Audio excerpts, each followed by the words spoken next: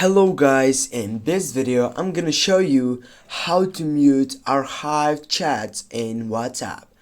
Firstly, you need to go on your chat section on your WhatsApp account and then select on your upper side the archive session.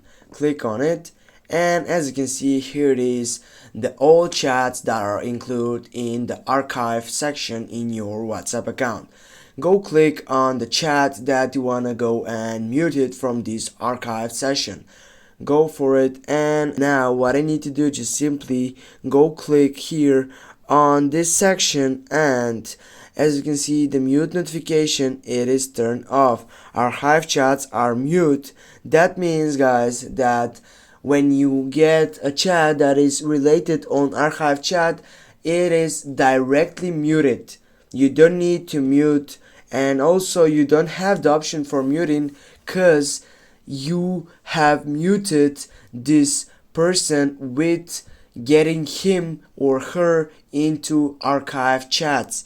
Thanks guys for watching. Don't forget to hit that like and share the video. See you soon guys.